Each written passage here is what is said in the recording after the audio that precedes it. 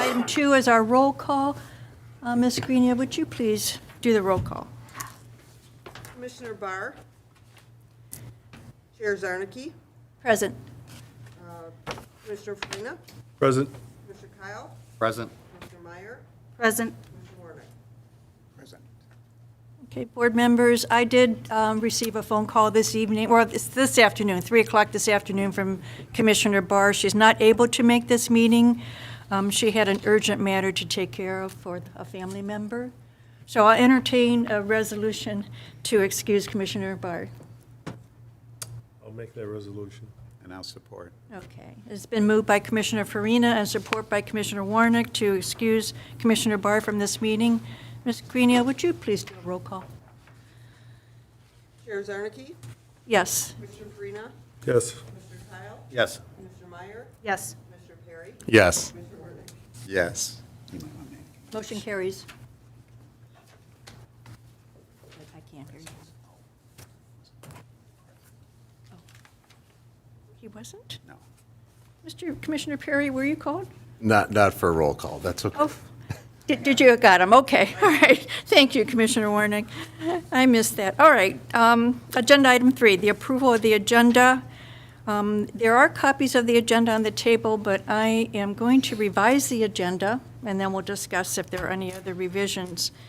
I'm going to add under 6A, no, I'm going to add under 6B, number 1 is going to be Site Plan 23-02, 31401 Groesbeck Highway Popeye Site Plan Amendment. That item will correspond to our agenda item A1. And what we have now as B1 is going to be B2. So 6B2 is going to be our Utica Road Car Wash. It's a procedural change to the agenda because we're considering a status change for Popeyes as well. We're going to have to also approve the site plan if the status is approved from Class A to Class, or from Class B to Class A. Any questions on that? Nope. Okay. Are there any other changes that we need to do to the agenda? Any discussion? Okay, I'll entertain a motion to approve the agenda as revised. I'll make a motion to approve the agenda for September 6th meeting as advised. And support? Second. I'll- Go ahead. Did you, Commissioner Meyer? Okay, moved by Commissioner Kyle and support by Commissioner Meyer to approve the September 6, 2023 agenda as revised. Ms. Greenia, would you do a roll call, please? Chair Zarnicki. Yes. Commissioner Farina. Yes. Commissioner Kyle. Yes. Commissioner Meyer. Yes. Commissioner Perry. Yes. Commissioner Warnick. Yes. Motion carries. Agenda item 4 is the chairperson's opening remarks. Tonight's meeting will follow the agenda that was posted online and has been printed, but we just revised it, so it's going to be as revised with the additional agenda item. It's important to let everyone know the Planning Commission is created by state law. The commission is comprised of 7 members, all of whom have volunteered to serve. Members are appointed by the mayor and confirmed by City Council. The role of the Planning Commission is to plan and promote the efficient, coordinated development of the city for the health, safety, and general welfare of its residents. We are not here to negotiate with applicants or to allow everything an applicant is requesting. However, the Planning Commission does have the power to approve certain requests and recommend others depending on the nature of the request and whether all of the standards in the zoning ordinance have been met. The Planning Commission may also impose conditions on a proposed project in order to ensure that those standards are met. Other individuals seated here this evening are the city's legal representative from O'Reilly, Rancilio PC, Alyssa Erickson, City Planner Lauren Sear, and City Clerk Cindy Greenia. We do have a public hearing this evening. I'll go over the procedure for our public hearing. The procedures followed by the Planning Commission for public hearings first involves the city planner providing an overview of each case. After the overview is completed, the applicant will be asked to provide additional information and answer any questions the commission members may have. After the commission's questions, the public will be invited to speak. Each person will have one opportunity to speak, must only speak directly to that specific case, and must only address the commission, not the applicant or anyone else in attendance. If you have questions, please direct them to the commission, and we may ask for answers to your questions if they are relevant to the factors we are required to consider. After the public has had an opportunity to speak, commission members may again ask questions of the applicant, and then the commission will consider a motion.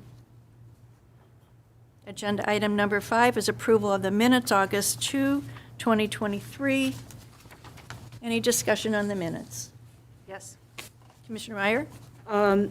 Item number 6, new business under A. It should state 3100 Grossbeck Auto Repair Special Land Use Request instead of Special and Use Request. And then at the end of that paragraph, one of the commissioners mentioned that that particular property was not allowed outside storage. So I just wanted to add that into the notes. Where did you want that put? Before the applicant will come back next month. Just that it was noted to the applicant that no outdoor storage would be allowed on the property. And that's it. Thank you, Commissioner Meyer. Any discussion or questions? If not, I'll entertain a motion to approve the August 2, 2023 minutes as revised. I move. And support? I'll second. Okay, moved by Commissioner Farina and support by Commissioner Perry to approve the August 2, 2023 minutes as revised. Ms. Grenia, would you do a roll call, please? Chair Zarnicki? Yes. Mr. Farina? Yes. Mr. Kyle? Yes. Mr. Meyer? Yes. Mr. Perry? Yes. Mr. Warnock? Yes. Motion carries. Agenda item number 6, news business, A, public notices/hearings, site plan Class A land use 31401 Grossbeck, Popeye's Chicken, non-conforming status, which allows the use, alteration, or enlargement of a non-conforming use, structure, or land. Ms. Sarah, do you have a report on this, please? Yes, thank you, Chair Zarnicki. So this is an application for a Class A non-conforming use from a Class B. This would allow the property to expand, which is what their site plan indicates wanting to do. It should be noted that in the 2021 master plan, this area is designated as a flex corridor district overlay. So from the master plan, by classifying this area as flex corridor, the city can achieve the goals of supporting existing businesses while at the same time planning and allowing for new creative businesses to locate in newer, high-quality buildings. Additionally, the process for obtaining a Class A status is adhering to 4 criteria. So with regard to the continuance of the use and structure, as it would not be contrary to the public health, safety, or welfare, or the spirit and intent of this chapter, as previously stated in the master plan, it does adhere to the intent. Additionally, the proposed additions would improve traffic safety, allowing for more efficient stacking of patrons at the drive-through windows. Regarding the second criteria, the continuance of the use and structure does not and is not likely to significantly depress the value of nearby properties. We do not anticipate this project will negatively impact the value of adjacent properties. Additionally, proposed improvements will likely improve the value of adjacent properties. The third criteria is the use was lawful at the time of its inception, and this was the case when it was approved in 2008 and zoned commercial. And 4, no useful purpose would be served by a strict application of the provisions or requirements of Article 8 with which the use and structure do not conform. Strict application would limit the site and would not allow the applicant to make the improvements to their vehicular circulation. So we do not find any useful purpose served by the strict application of these provisions. So given that, we would recommend approval of the Class A status. It's also worth noting in discussing with the city attorney that there are There are a couple items in the site plan that they are not conforming with. If the planning commission would like them to adhere to these standards, it should be noted when approving the Class A status. Otherwise, if it's approved as a Class A, then they wouldn't have to adhere to, for example, parking or screening that they're currently not in compliance with. Thank you. Thank you, Ms. Sarah. I don't see that under your recommendations. You know, that kind of threw me too, but that's okay. It was Ms. a Sarah, late can you tell us what, I'm sorry. It was a late development Okay. today, yeah, That's all in right. reviewing everything, so. That's, no I can problem. clarify if there's any clarification needed. So to address what is not in compliance, one is the parking. Can you go over what is not in compliance, Ms. Sarah? So the parking is one. Screening is another.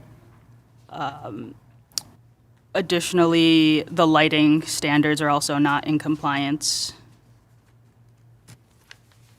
And I believe that is the extent of the nonconformities. Okay. So they should have 18 instead of 17 parking spaces, correct? How about the ingress and egress? I think that was not in compliance also. I have to go back on my notes. Yeah, you're correct. That is another. Okay. Correct. Yep. Okay. Any questions of Ms. Sarah? Discussion, board members?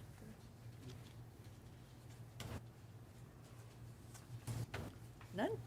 All right. Yeah. Well, I visited the site. I saw screening. I'm sorry. I saw two-lane chain link fences, and I don't know to whom they belong. One was 7 foot on the, I should say close to 8 foot on the Groesbeck side, I think. And the other one was like 5 feet maybe. Take it back, 5 feet and 6 foot on either side. Go ahead, Commissioner. Is chain link fence screening? Did it have a weave in it to? Well, that's, the one chain link fence had slats in it that you could not see the vehicles that were stored behind the car wash, the Mario's car wash. On the other side, it was fairly clean. Does chain link screening? Chain link would not satisfy that requirement. It's not. But is chain link fence, no matter who it belongs to, is that considered screening of the property? I do not believe it would be approved screening. If it is screening, it's supposed to be like a masonry wall. Okay, all right. How do my board members feel about this? I'm just looking at the Class A things that differentiate. What differentiates from Class B? I'm not clear on that at all. So all non-conforming uses, the way that the ordinance is written, is that they're designated as Class B, which indicates that they cannot be enlarged, altered, things of that nature that would increase the nonconformity. The Class A designation would essentially allow this use to be enlarged in line with their site plan, and it would also allow the use to essentially be on site in perpetuity unless certain circumstances under the zoning ordinance would cease that nonconformity. Okay, now, if we designate it as Site A, we can put conditions on that. That is correct. So as Ms. Sayre indicated, our office reviewed, the application and things that are on site currently. The zoning ordinance allows the planning commission to attach conditions to a Class A designation.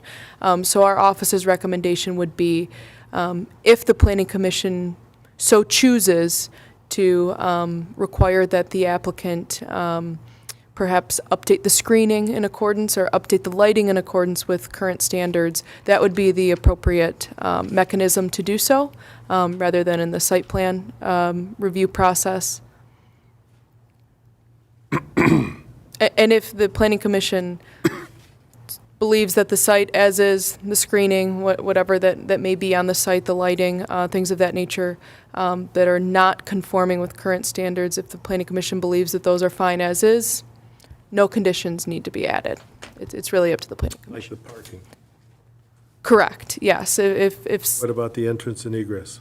it's up to the planning commission. So if 20, I think it's 29.7 out of the 30 that's needed or something like that, if the planning commission feels as though it's been on site, it's worked, it's a third of an inch off, that wouldn't need to be added as a condition. But if there's anything that the planning commission feels as though may need to come into conformance, that would be the opportunity for the planning commission to add those conditions in.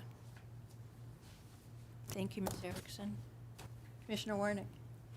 Yes, this is more informational, I think, but this site was zoned commercial general when it was approved. Correct.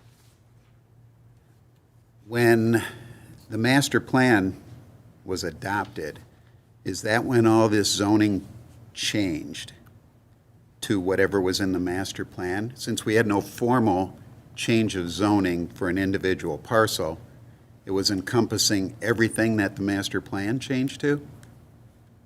It was my understanding that this was rezoned, so, New zoning.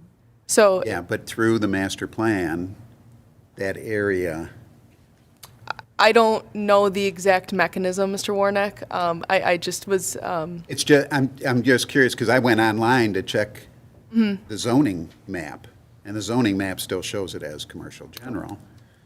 And it's just that it gets confusing when we don't keep updated on our website Okay. what the zoning is, because this has been since, I believe, it was when the master plan was adopted. So it's just a matter of not keeping up with things, maybe, because as commercial general, we wouldn't be going through this. correct. Yes. And that's why I said I was operating with the fact. That's the thing, I just want to make it for an informative comment. Okay. That's, because I don't think most people understand that part of it, and some still probably don't after I did this, but I still think then that needs to be taken into respect when we make our decisions, I think. Maybe we should bring it up under the questions at the end and updates on the, that an action needs to be taken by the city to update the zoning. I do have it in my notes. Good. I kind of figured you did. What? I figured you did.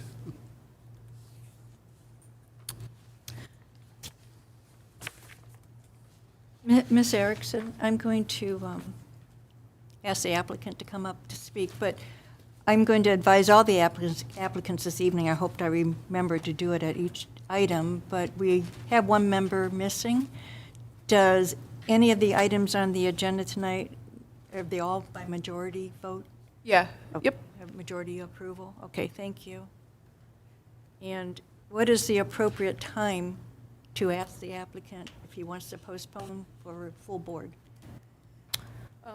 It's really up to the board. I mean, a public hearing could be opened and closed, and the board could, postpone after that. And we can have a discussion with the applicant also? Correct, yeah. Okay, all right. If there's no further discussion among us, I'll ask the applicant to come forward. Okay. Good evening. Good evening.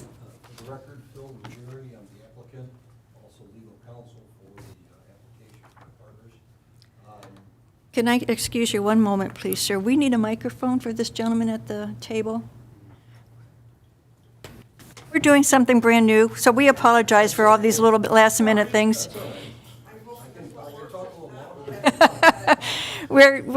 We don't have our videographer here. He is doing it remotely, and so we've been asked to make sure everybody can hear us. So I think that should be. Thank you, thank you. Again, I'm Phil Ruggieri on behalf of the applicant. As you'll recall, last hearing that we had last month, there was a discussion about a legal terminology of having an expansion allowed under a Class A designation, which the law firm was graciously enough to present to us. We think that really takes care of a major hurdle in this whole process, as opposed to securing a traditional variance.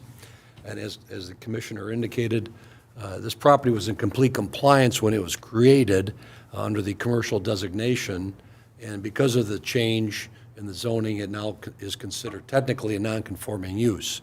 So this Class A designation would be, a perfect balance between what we need and what the city's trying to achieve. And the only reason we are looking at the expansion is, number one, this particular site needs substantial improvement. It's one of our 7 Popeyes, and we bought it a couple of years ago with the intention of renovating it. And we have met with Popeyes in Miami, and they've analyzed it, and they are pushing us as well. And it's a very good store. We've turned it around significantly from the previous owner, and we're going to be spending pretty close to $500,000 in renovations here. And one of the key concerns was the safety and welfare of the community. We have the 2 ingress and egress locations, and we don't want to have any stacking issues. And the way it has been designed with our architectural team and with the guidance of the City of Fraser, we find that this site plan is absolutely just ideal for this site. This is one of our rare type of Popeyes. It's not a sitting type of Popeyes for dine-in. It's basically a pickup drive-through process, which our other sites are about 80, 82%. This is 100%. There's not any dining facility of any significance inside the unit. So consequently, it's just going to be pickup through the drive-through process. So having adequate and safe stacking is essential, and having enough maneuverability for the vehicles to get around the complex, all those things are playing into our design. And we think that this product is, as presented, meets all the criteria for the health and safety and welfare of the community. It definitely adds value to the surrounding areas. Certainly doesn't diminish the value of any surrounding properties. And we think with the Class A designation and with our site plan, we think we've got a great product here, and we're ready to get started like tomorrow. That's how we are. The new twist tonight about these issues of parking, screening, lighting, and other compliance issues in the ingress and egress, I'll take a stab at them, but I wasn't prepared for that. Neither were we, so we appreciate it. I'm sure we can collectively go through it. We certainly will be in compliance, whatever's necessary. I think we did submit a complete lighting package to the city, but our architect can work administratively with that, get that in order. I don't think that'll be an issue. Okay. The parking, I don't know, are we off one space, or I'm not sure? You're off one, questions to us, you're off one I'm space, sir. sorry, I'll just check, okay. I don't know if we can really do much with that, if there's an opportunity to create another parking space, but parking is not really something that goes on at that site. It's really going through the drive-through. Parking would be basically for the employees, and, but if we can squeeze another one somewhere on there, we'll certainly do it. I just don't think that's something essential to even. You've had no parking issues to this I've had point? zero. Okay. Zero parking issues. That's not a problem. The screening, we're certainly going to be adding landscaping to beautify the site. Like I said, it needs a facelift, and we're big on landscaping and beautifying our sites. The ingress and egress, that is essential for this site. That's what makes it work. Without that, I can't operate. So That's been working okay for you, though? working wonderfully. We acquired this site a little better than 2 years ago from an operator that was underperforming and certainly wasn't spending any money to improve the site. But we immediately did put in LED lighting in that site right away to brighten it up, to give it a better attraction. But if there's something administratively we need to review on the lighting package, we'll certainly address it. We're here to work together.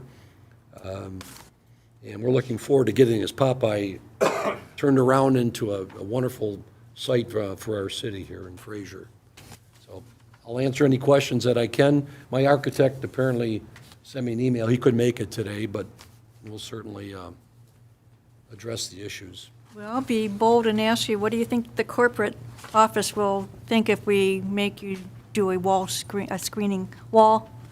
What we can do, I can read it to you, according to our ordinance, we can determine the height of an 8-inch steel reinforced protective face brick or approved poured concrete decorative wall from 4 to 6 feet, which doesn't make any sense. And on both sides of the property, or the south or the north? I mean, It would be both sides, and that would be at a that's, enormous cost. yeah, that's cost prohibitive for us.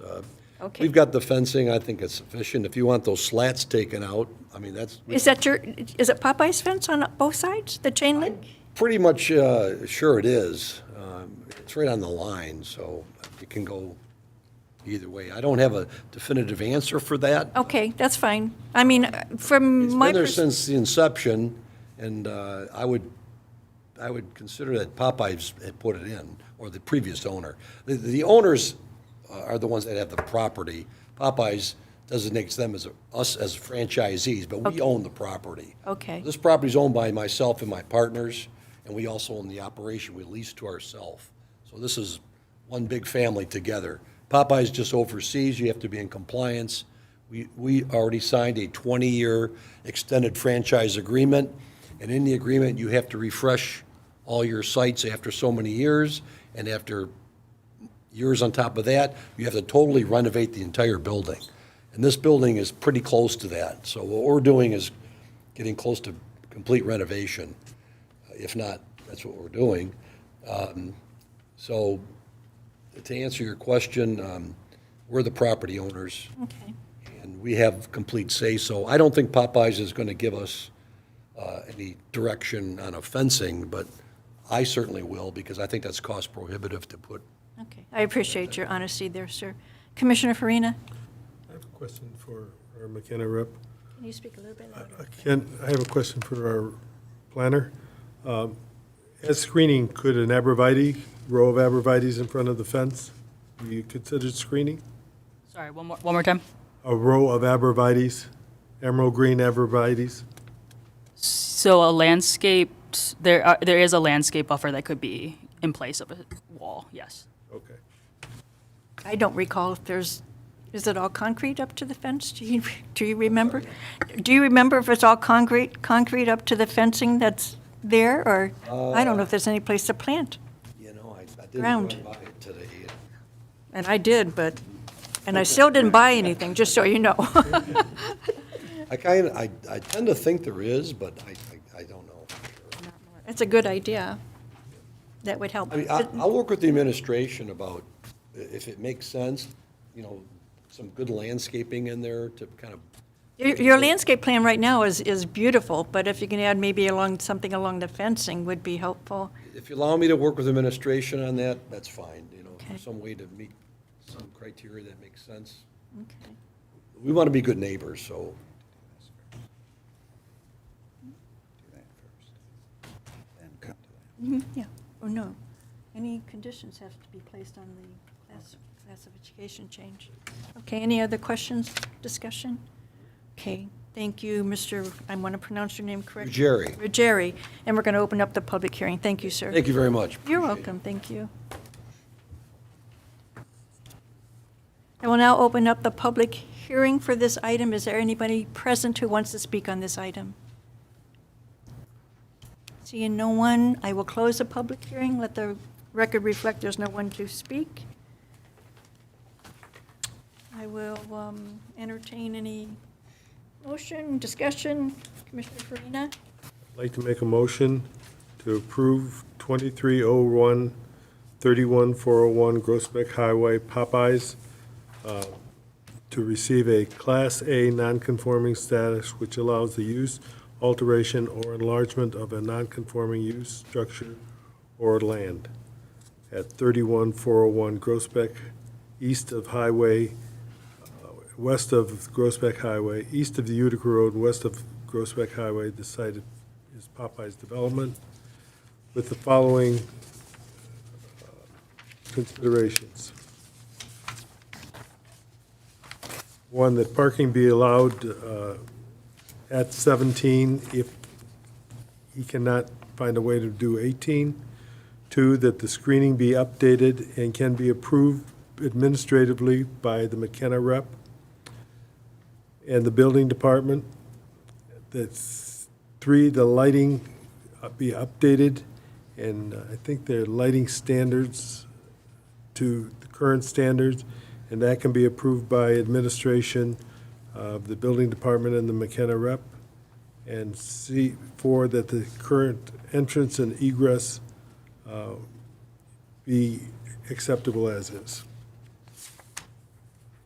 I'll second it. Okay.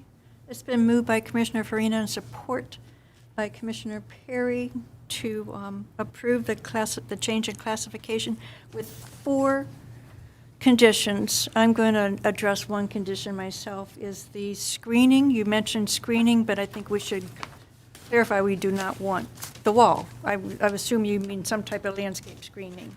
Landscape or a change to the current chain link. I mean, they could adopt a vinyl fence between them that, you know, Much more appealing. appealing and obstructs the view. Okay.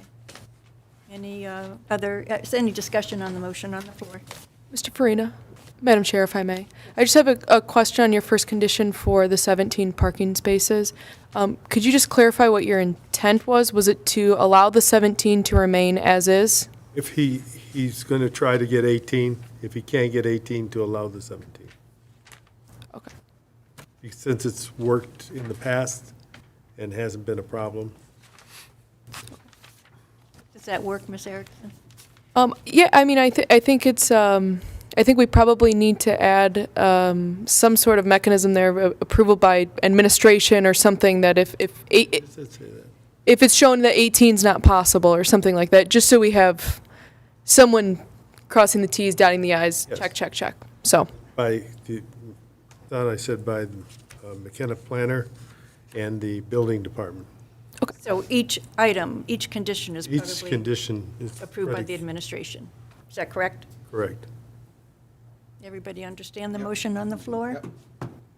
We're ready for a roll call, Ms. Grenia?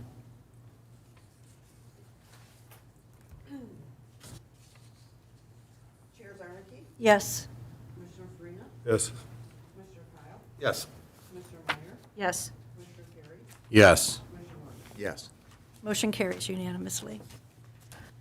Okay, we're going to move to agenda item, continue with Popeyes. We're going to move to agenda item number 6.1, site plan 23-02, 31401 Groesbeck Highway Popeyes site plan application. Ms. Sayre, please. Thank you, Chair Zarnicki. So as kind of discussed as Part A, the conditions that it wasn't meeting were the parking, ingress, egress, screening, and lighting, with those conditions added on, and the approval of the Class A designation. We'd recommend approval for this site plan. Okay, thank you. Any discussion, questions? Madam Chair, just as a note, now that 4 conditions are added to the Class A designation, if those would just be mirrored in any sort of motion, Okay. approval motion, should that be made by the Planning Commission, just so everything's uniform? Okay, thank you, Ms. Erickson. Mr. Ruggiero, do you want to step forward again? Do you have anything to say about the site plan? No, thank you very much. I think the staff and the commission has accurately considered our proposal, and I think this is a great resolution. Okay, and you've heard our discussion, we are minus one person, or do you want to go forward with the approval process? I'd like to move forward with the current board. Can I make, and I can't double check because I don't want to open up my site plan here and make all kinds of noise, but on the landscape plan, there's a little, like an asterisk, but there's no designation, no notation as to what it is. It's item C, but it doesn't say, C doesn't say what it is. See if you can make that minor correction. Can you see it? I mean, I don't know if I can answer the question. You don't have to answer, it's just something That would be that, an architect's. right, just no, just, Certainly can get it. landscape plan. I don't have that whole plan. I got it's awfully small. Did you notice it, Commissioner Kyle? Did you notice it? No, I didn't catch Oh, you that. didn't. And I went over this entire plan.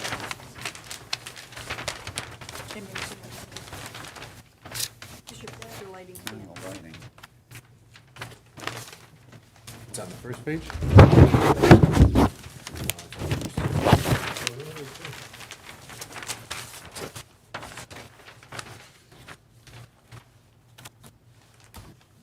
Do we have overhead views? Lauren? Do we have overhead views? Not in this slide set, sorry.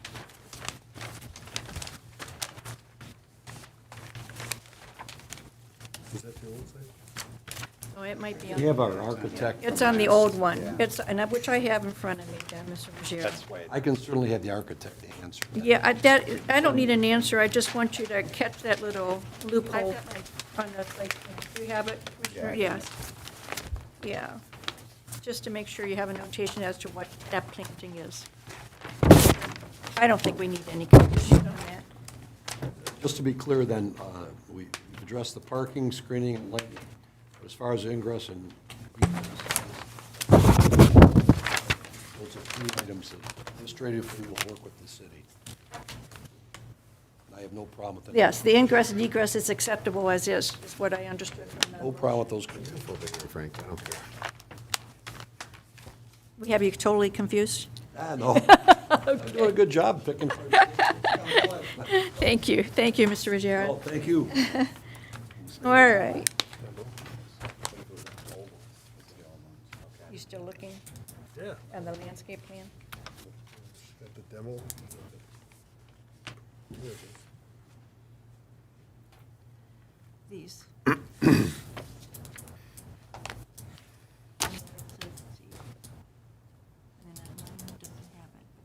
There might not be a change to it. So now that I'm looking at it again, just double check the landscape plan. We appreciate it. Thank you. We're all set. Commissioner Farina. Common name is Red Oak. Okay, I'll entertain a motion on the site plan for Popeyes with the conditions that mirror the change in classification. I move to approve the Popeyes site plan. Now that I've got everything put away. There you go. SP 23-02 at 31401 Groesbeck Highway. Mirror the language of the Class A designation that we gave them for this and for the requirements. Is that all right?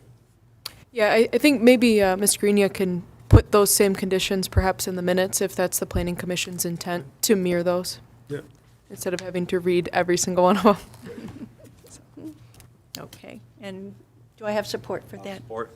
Okay, moved by Commissioner Farina, support by Commissioner Kyle, to approve site plan 23-02, 31401 Groesbeck Highway Popeyes site plan application, mirroring the four conditions that changes the classification of the site. Ms. Grenia? Chair Zarnicki? Yes. Commissioner Farina? Yes. Commissioner Kyle? Yes. Commissioner Meyer? Yes. Commissioner Perry? Yes. Commissioner Warren? Yes. Motion carries. Congratulations. Good luck. You're welcome. Okay. You're welcome, sir. Good chicken. Is it good? Yeah, it's good. Good chicken. Probably one of my favorites, to tell you the truth.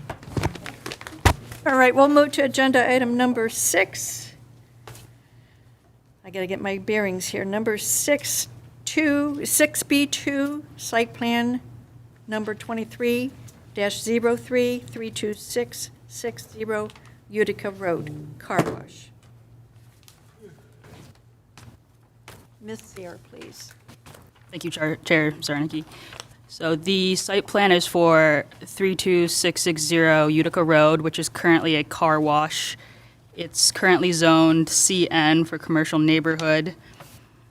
And the applicant proposes to convert the car wash into a 3-unit retail strip mall. The applicant also proposes to repair the masonry wall on the east side of the property and replace the damaged asphalt on the property. So when reviewing this site plan, the dimensional standards were met, the parking standards were unmet. I guess the caveat is that the parking setback is not met. It's 70 feet, and it's required to be 70 feet, and it's currently 35 feet. The applicant has indicated they intend to apply for a setback variance, but at this time, no application has been received. Additionally, the dimensions on the barrier-free parking space need to meet the ADA requirements, and they also require an additional space. In terms of loading spaces, they propose a side loading configuration, which needs planning commission approval. In terms of landscaping, they are not meeting the interior parking lot or the linear right-of-way tree requirements. The planning commission may approve constructed features of other materials such as masonry, brick, walls or brick, stone, cobblestone, pavement as supplement or substitute upon showing that by the applicant the general plantings will not prosper at the intended location. Additionally, the applicant shall specify the building material of the masonry wall, and it must be consistent with the proposed building material of the primary structure. This is for the dumpster. No sign.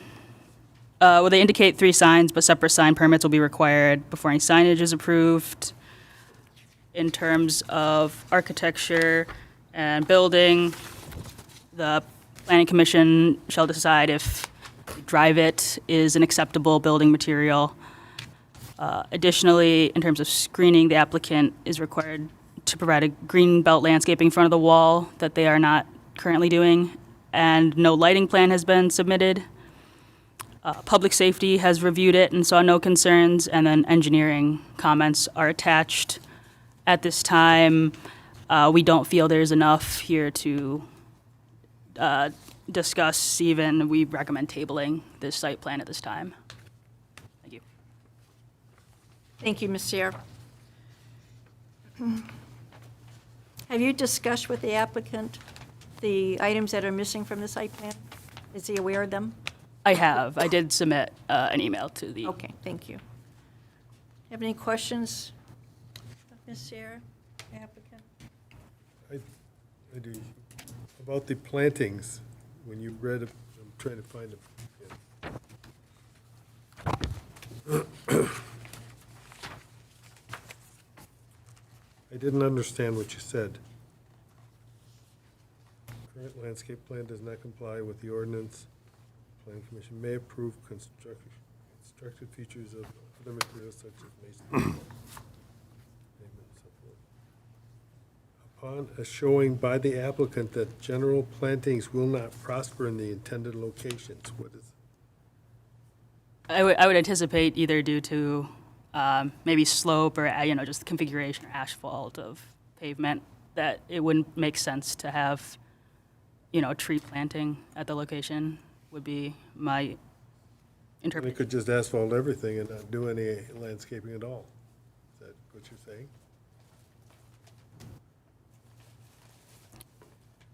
I'm really not trying to put you on the spot, but I don't understand that sentence. I think the intent is to allow flexibility of the site, that if Okay. it doesn't make sense, that the planning commission can approve an alternative aesthetic feature in place of. Okay.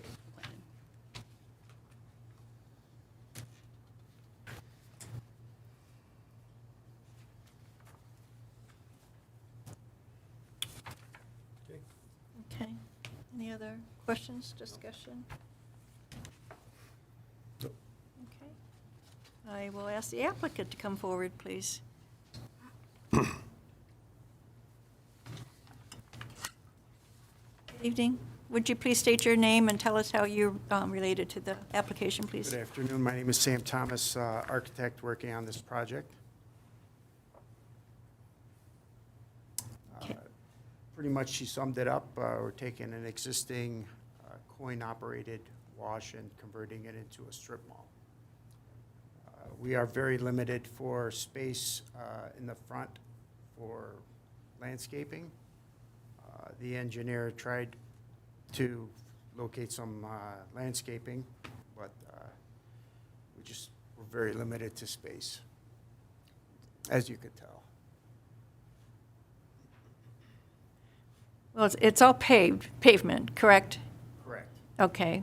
And I know the walls were addressed, the rear wall and the north wall.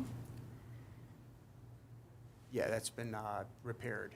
I see that, because the first time I looked and the brick was, It was Falling down. It was falling down at the time of when the project was started. right, and today it's, Client wanted to be proactive and I nobody. appreciate that, yeah, it's fixed, it's repaired, so both walls are fine to go, correct? yeah. Okay, all right.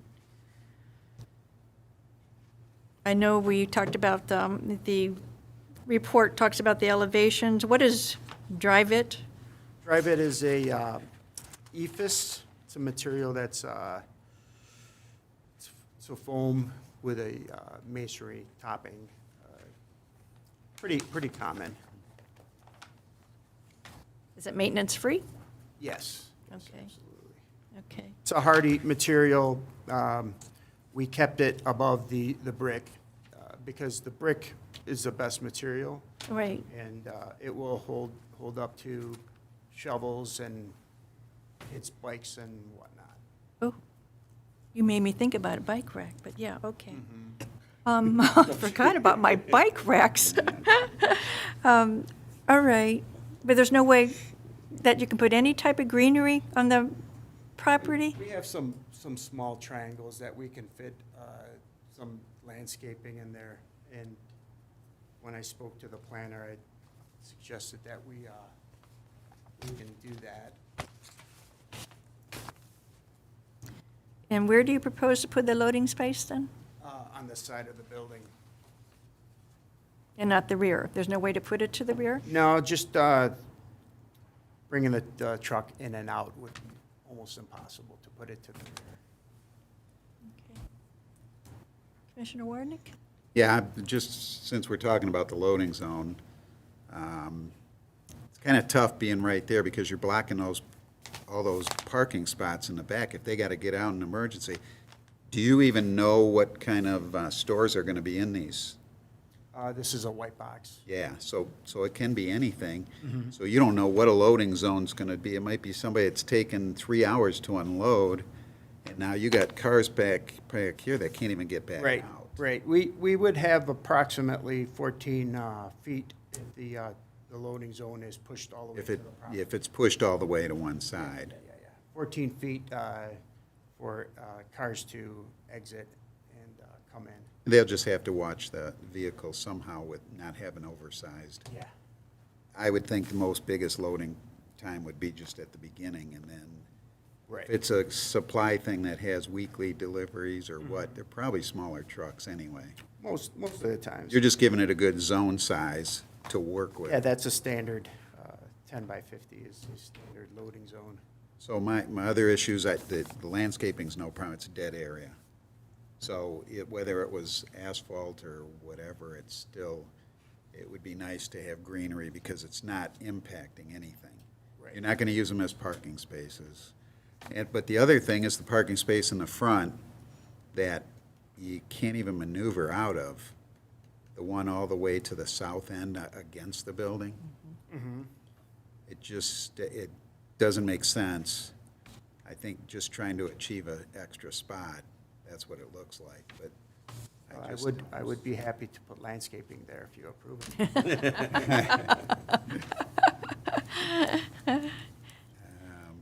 Does he meet parking if you eliminate that? Yeah, I don't know if it. He needs more Did it parking need space. more? You need one more parking space. No, they currently need an additional parking space. Need a parking space. Yeah. Yeah. Just a couple things in the plan real quick. I know that there were the elevations, 2 of them were marked north and one's got to be south.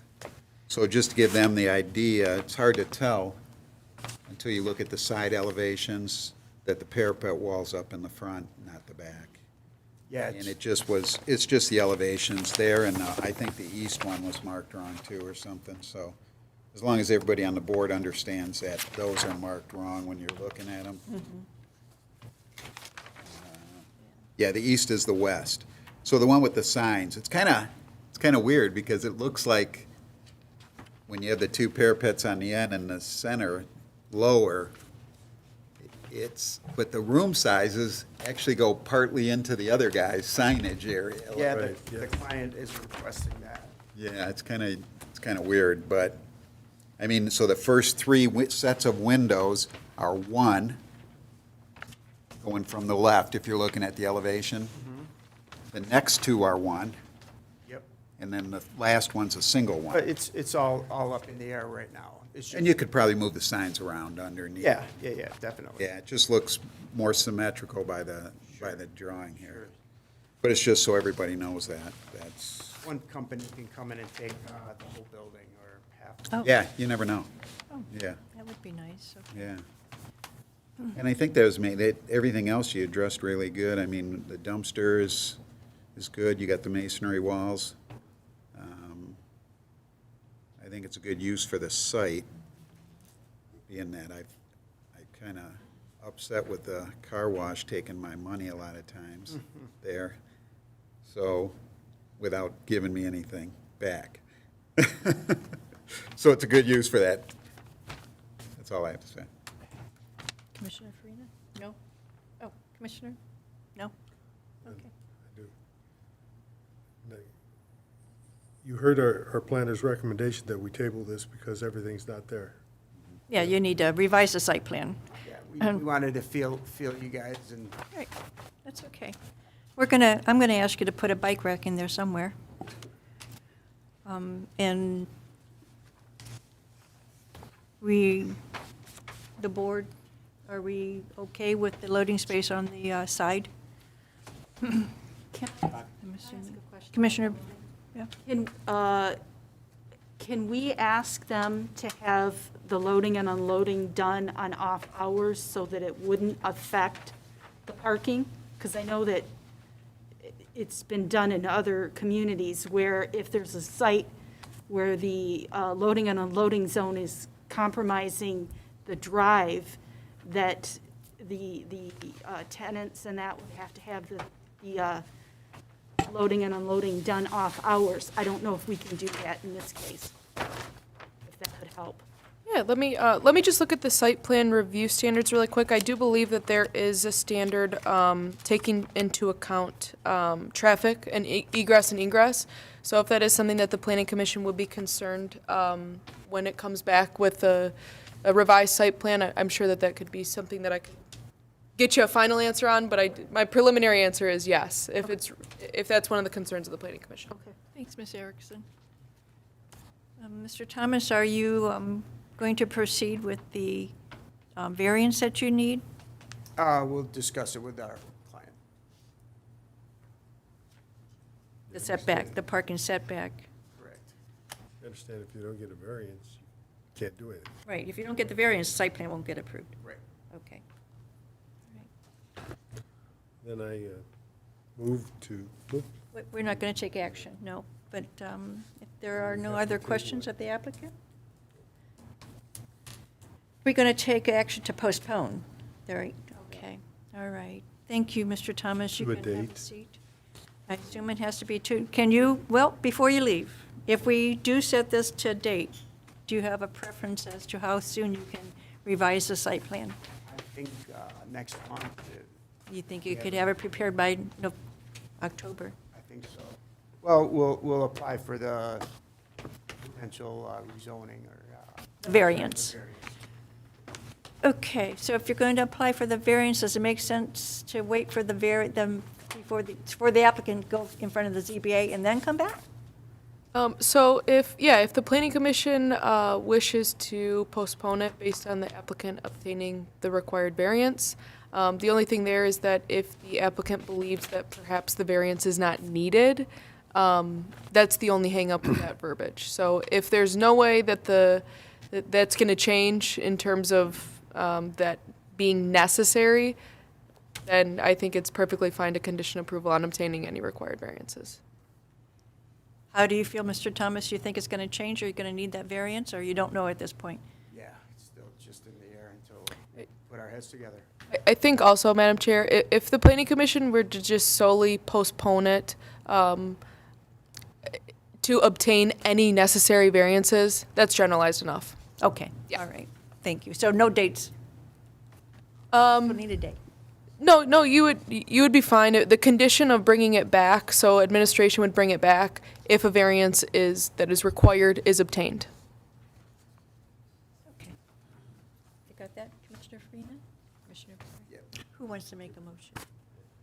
Oh, you can go ahead and have a seat. And we got another, Ms. Sierra. Yeah, I would just like to note to the applicant, if you would like the variance to be reviewed at the October meeting, it needs to be in by September 13th. 13th. Oh, 13. To 13th, yep. Thank you. Thank you, thank you. Is there anybody, I'll open the floor, anybody in the audience who wants to speak on this item? Seeing no one, let the record reflect there's no one who wanted to speak. I'll entertain a motion.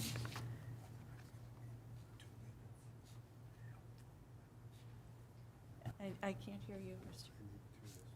Okay, all right. No? Or you want to, after the vote? Okay. Anybody want to move motion to postpone the item? I'll make a motion. Go ahead. Table SP 23-03 until we're contacted again if they're ready to go. No date has been set. I would recommend ahead. revising that if you're open to that. Just making a motion to postpone with the condition that the applicant obtain any and all required variances. I'm gonna do it exactly what she said. My motion. A second. Okay, and it's been moved by Commissioner Kyle and support by Commissioner Farina with the condition as stated by Ms. Erickson. Roll call, please, Ms. Greenia. Is there any discussion? Just so that maybe the petitioner is aware that it's kind of unique that our meetings are a day before the zoning board meetings usually. So our next meeting, you can't be approved yet. So it may be the following meeting after, unless we do a conditional, right, Alicia? If we met next month, if he's already going, but it might be wasting your time because we don't know that. We can't guarantee the zoning board is going to approve it. Correct, but you could condition it on approval. We could do that, though. Just so you know, I just wanted to bring that up. Okay, Or we could have a special meeting if he wants to pay for it. right. So there are options, so I would stay in touch with them. The administration can offer you the options available. Are we ready for a roll call? Ms. Greenia, please. Chair Zarnicki? Yes. Commissioner Farina? Yes. Commissioner Kyle? Yes. Commissioner Meyer? Yes. Commissioner Perry? Yes. Yes. Motion carries unanimously. Thank you. We'll see you soon, hopefully. Going to move to agenda item number 7A under unfinished business. Special land use site plan review, number 23-01. Special land use 31,000 gross spec to obtain a special land use approval to allow an auto repair and service center in a CG Commercial General zoning district. The public hearing for this item was held on August 2nd, 2023, and there were no public speakers at that time. So, Ms. Sear, please. Thank you, Chair Zarnecki. So a site plan was submitted for 1,000 gross spec highway for the auto service center utilizing the existing building. So when reviewing these standards, it should be noted that this site is non-conforming, so it doesn't meet many of the dimensional standards, such as the minimum lot size, front yard setback, side yard setback, or maximum lot coverage. Again, site is an existing nonconformity, and they are not proposing to change the building or the site structurally. In terms of parking, they require 7 spaces, provided that there's 1 employee, which the applicant provided, I believe, last meeting. So they are in compliance for that, although the engineer did have concerns about the configuration. However, the parking setback is 70 feet here, and it's approximately 60 feet in the front. Although, since it is in the CG district, the Planning Commission may modify setback upon site plan review, where it's found that the change in setback serves to promote more uniform access, interconnection of adjacent parking facilities, or the aesthetic quality of the block front. In terms of ingress and egress, the proposed plan provides 1 point that is 30.42 feet wide, so it is in compliance. There are no loading spaces noted, and the applicant has provided that they will not require any loading space. And given the configuration of the lot, it might not be possible to provide a designated loading space, so staff would like to defer to the applicant on their loading plans. Similar landscaping to the last site plan, they're not meeting the landscape requirements for parking lot landscaping or minimum lot width. The applicant proposes 2 planter boxes in front of the building. Again, similarly, the Planning Commission may approve constructed features to supplement or substitute upon showing that general plantings will not prosper at the location. Any separate sign permits will be required and will be required to be approved administratively.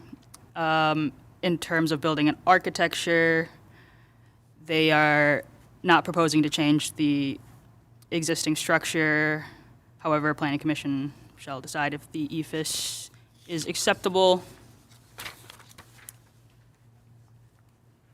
And their lighting, they do not propose any changes from the existing lighting, but their current lighting is not in compliance.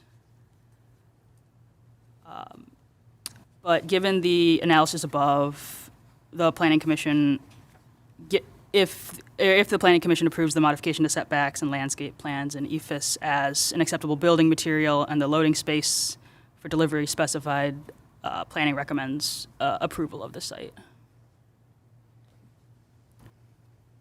Thank you, Ms. Sarah. Any discussion on this item from the board members?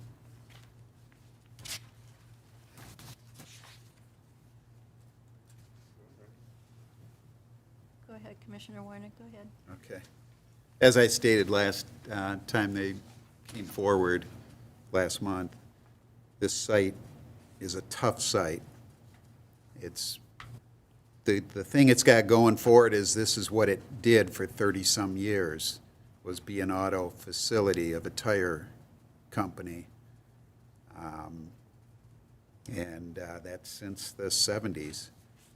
And until it became in the late 2000s, I believe, an AT&T retail outlet. It's tough to work with anything on here. I can't, I think they've done a fine use of the parcel and still get spots that they can use. There is that one that's hard to maneuver. But I think we would have the authority to approve it if with that, without that, even that parking space.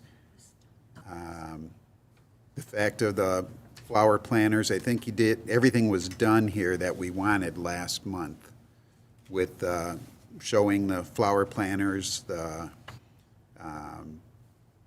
no dumpster on site, no outside storage. and the way the site sits already. With the triangular shape of it, you've got useless corners that you can't really do anything else with, and the site being already paved just makes it tougher. The best thing it's got going for going back to this business is the two overhead doors are there. They just filled them in when it became the AT&T. So the two doors are there, and it's a matter of just putting up new doors in the openings and changing that. So there's no major remodeling, and I think lighting has been the same as it was for so long. I can't believe we even made them pay for a photometric plan, because I personally don't think it has anything to do. The site has been this way. It's not a new site. And some forward and want to turn this into a business. So that's my feelings on it too, as well as my experience with this. I've been experienced with this seizure in bringing in new businesses, because you sound like you're trying to push them away when you keep adding more stuff. It's like, do it at the beginning. Tell them what they need and let them at least make a decision. Now you'd be screwed up. And I just feel approved right away. I don't know if anybody agrees with me. I'm with you. I do. One at a time, okay, yeah. Commissioner Kyle, you agree? Well, when I was going over that, You can do something with it. But when Randy said we should have never done it, well, I'm going to ask then, enlighten me, how, can the accessible route from the road, it would be from Groesbeck, the building and the. But that's not their property. That's the county. That's a county property, okay, That's thank what we you. talked about last time. Okay. Is that we can't make Can't them make put them do something it. on the county property The line. county property's right up to the building. Yeah, it's right to the, Comments for us? Not really, it was just the issue with the parking lot, and you only things can we do so added. much with it, And as far as the delivery, we will have only one, and we just pay for it. And everything's gonna be like inside. They will It's all contained within the building. go through the bay door and pick up, so no trash outside. Okay, thank you. All right. I noticed the planters in the front. Was the previous use an auto, or was the previous use tax? no, the previous use was AT&T. Before that, it was for 20-some years, an auto repair facility. Tire. I'm going to ask, I can't require you, but I thought maybe some color to the building itself, if maybe you did a pop color on the trim only. Okay, let the record reflect that the applicants wish to proceed with the motion, and I'll entertain a motion. go ahead, Randy, you started. all right, I'd like to make accessible route be added from 13 Mile Sidewalk to the doorway. You can angle those and get both spaces. You can have the handicap and that one, Is that the your- two of those. And Special land use number 23-01 with the one condition on the accessible sidewalk? Is that correct? that's correct. Okay. Any discussion on the motion on the floor? Okay, the combination. Thank you, Ms. Erickson. Okay. Ms. Greenia, please. Chair Zarnicki, Yes. Mr. Farina, Yes, Mr. Kyle, Yes. Mr. Meyer, Yes. Mr. Perry, Yes. Yes. Is that you, Ms. Erickson? If I'm being honest, Madam Chair, I'm not entirely sure what the request is for this evening, so I would leave it to whomever has the most knowledge in the room. One at a time? No? Okay. Identify please state your name, sir, and how you are related to the hockey land.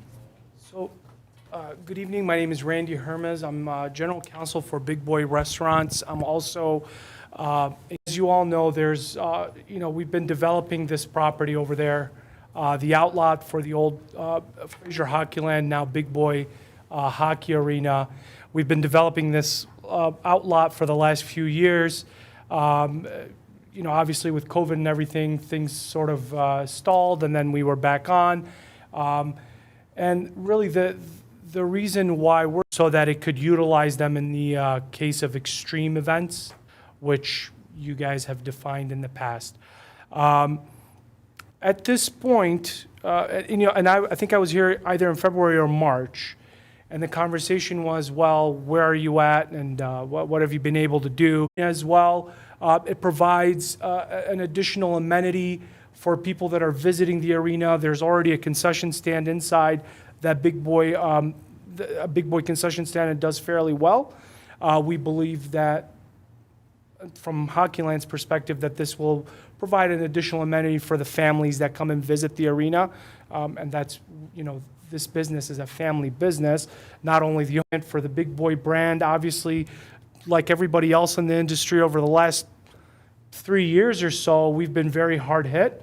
We're thankful to have an ownership group that basically invested a lot of money just for our stores to stay open and our employees to be employed, for us to draw paychecks to do nothing. They did what they could to keep the business afloat. And so now we're sort of really aggressive in making sure we can open up new stores, attract new franchisees. And this particular unit here in Fraser is a really big deal to us. I was amazed at really how well it came, we were able to pull off the construction there, considering we had a lot of setbacks, not from the city's, from the city, but just dealing with vendors and supply chain issues, et cetera, et cetera. So back to the parking lot and where we're at with the parking lot. So from my understanding, and you'll have to excuse me, just like I told you last time, I wasn't the original general counsel on this thing. I came in sort of after all this stuff was already drafted. Developed and paved over will give us at least 130, if not more, parking spots. We also, Big Boy itself, that parcel, the split parcel, gave a shared parking agreement granting the Hockeyland Arena to have access to its parking lot in the event of an extreme event. However, we have not been able to come to an agreement with our neighbors, Total Sports Complex, and across the street, Meyer. So for different reasons. Obviously, Meyer, they've already developed their outlet, and it's very difficult for them to make it work. And last we spoke to them, they were not really interested in moving forward. Total Sports, on the other hand, they have some other considerations for them that,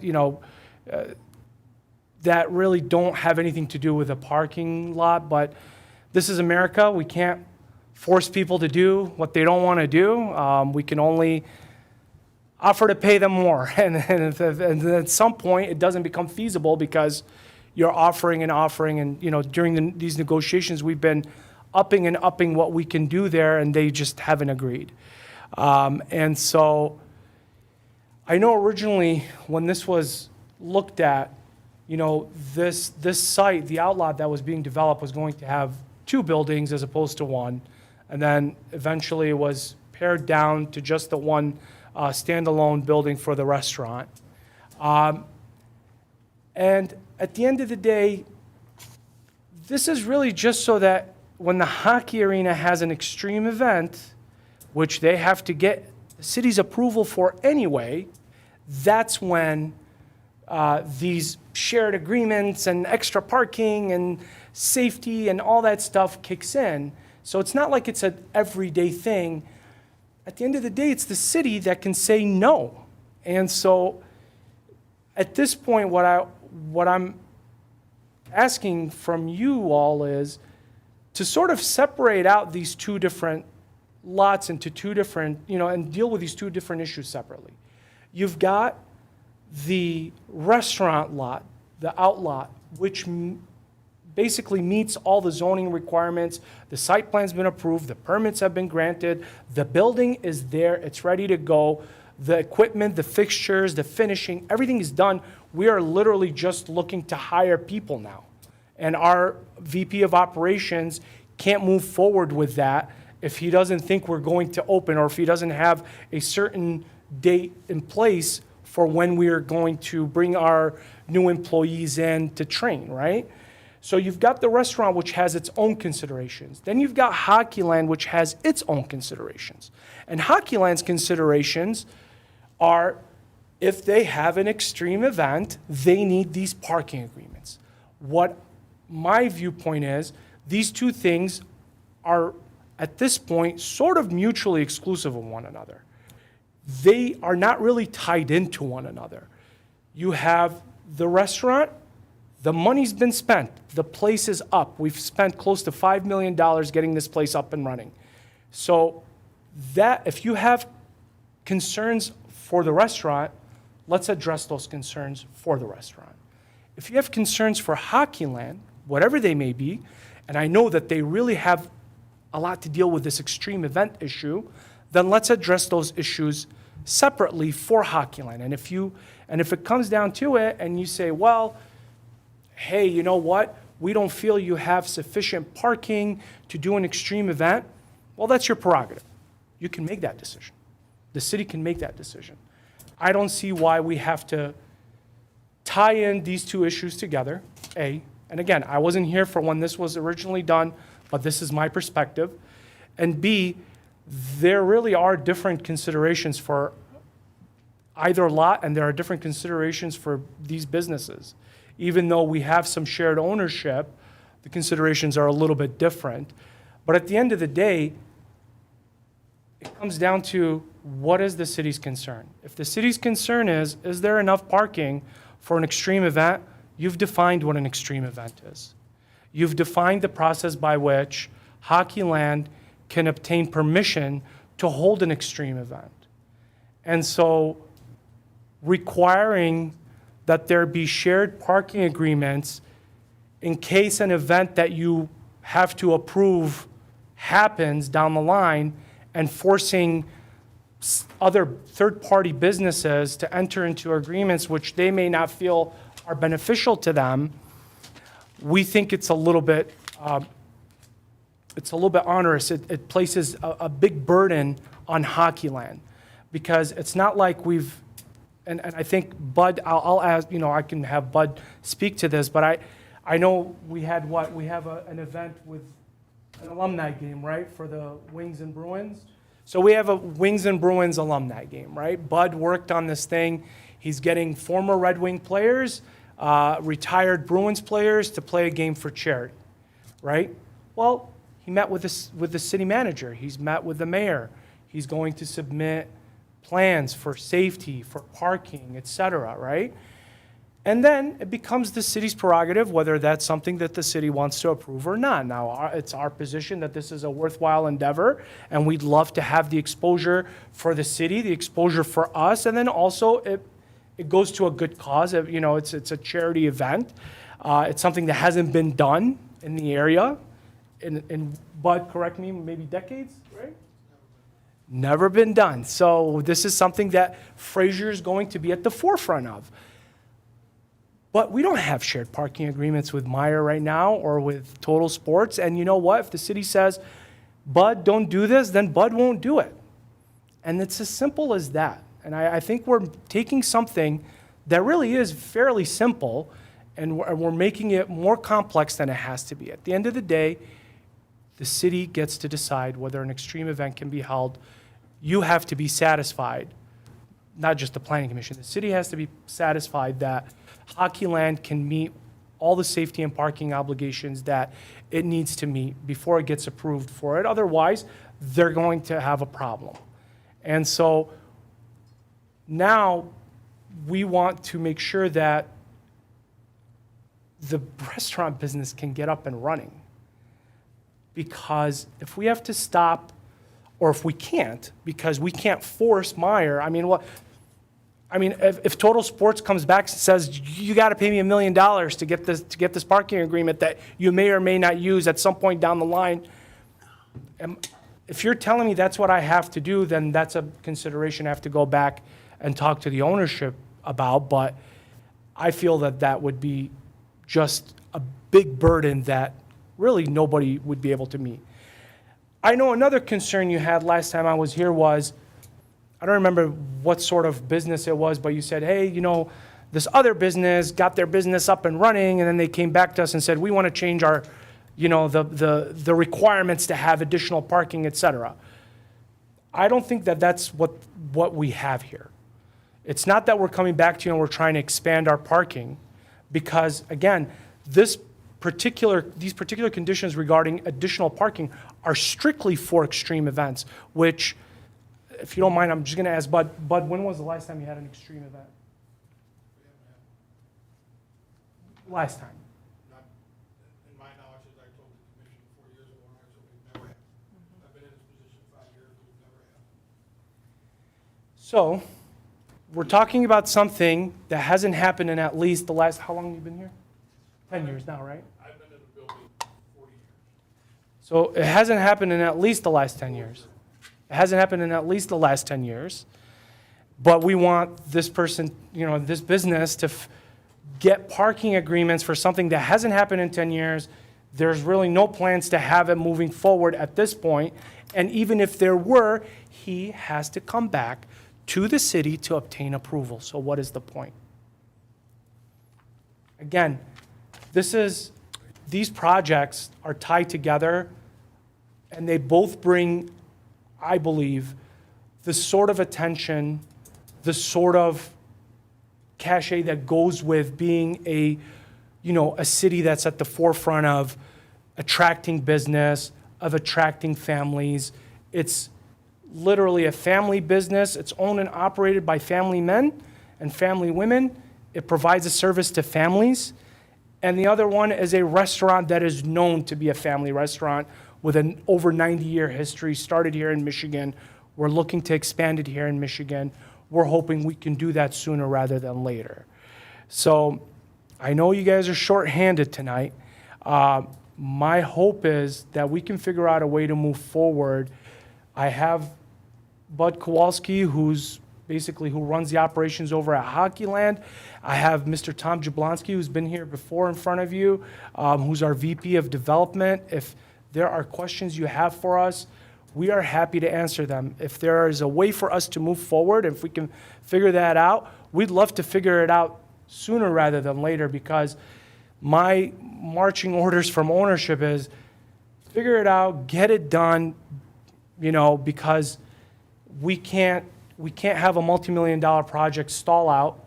And then also for Hockeyland itself, there are other considerations in terms of, you have this amenity that you're supposed to be providing, because part of it is going to be, booking things in advance for families to utilize the restaurant and things of that nature. It's part of their marketing moving forward as well.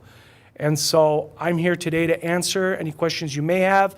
I'm true to my word. When I was in here last time, I told you, if things change, I'm going to come back in front of you, because I believe Commissioner Farina said, well, what if down the line you can't get these parking agreements? I said, well, I'll come back up here and I'll tell you I can't get these parking agreements. Okay, Mr. Hermes, thank you for your comments. I'm almost positive, very positive, that our attorney has made contact with you. Do you know when your site plan for Hockeyland expires? Do you know the date? No, but I'm sure it's close, because I think the last time it was reauthorized for a year was about a year ago. Yes, I'm thinking it's either August or September. I Yeah. always get confused. Yeah, we're getting very close. Yeah. Yes, we're very close. Yes, And that's a contract between Hockeyland and the city. sure. Any changes to that contract, we'll have to go through with another application. Sure, but at this stage, my goal is, if that's the case, then let's split these issues out. Okay, understood. Look at the restaurant outlot on its own, and look at the Hockeyland on its own. Okay. We will not be taking action tonight, just so you know.